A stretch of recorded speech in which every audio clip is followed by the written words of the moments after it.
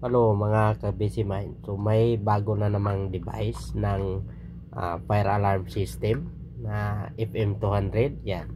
So pag-aralan muna natin kung paano ito wawiringan. So ngayon ipapakita ko sa inyo kung paano ba ito wawiringan. Ang tawag nito ay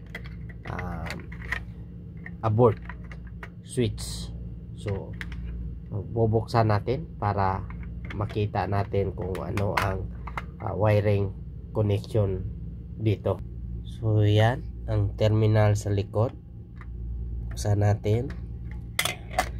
So, makikita natin yan sa gilid. Yan. May nakalabel na common, normally open, normally close. So may terminal yan. So 6 na terminal. So dito sa taas common, yung normally close nya dito sa baba. Dito naman sa gitna ay normally open. Sa kabila ganun din. So yan ang sundan natin.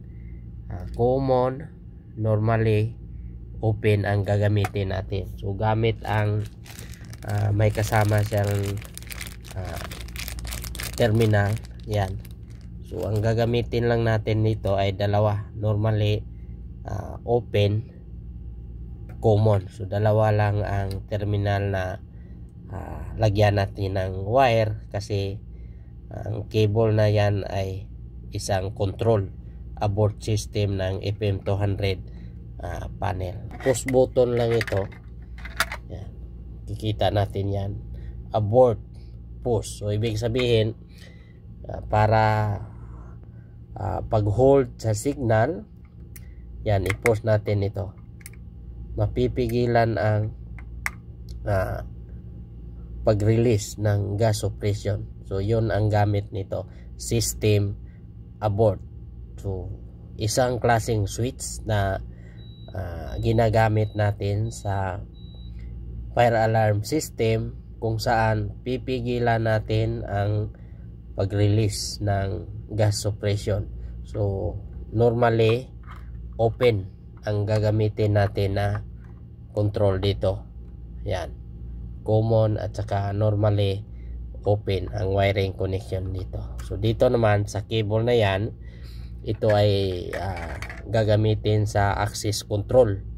So supplyan ito para sa timer ng access control para magamit din ito. So automatic open ng ating door. So multi-function ang switch na ito. Okay? Kung may idea din kayo sa mga fire alarm devices or switch, paki-share naman sa comment section. Okay? Bye bye mga ka-busy mind.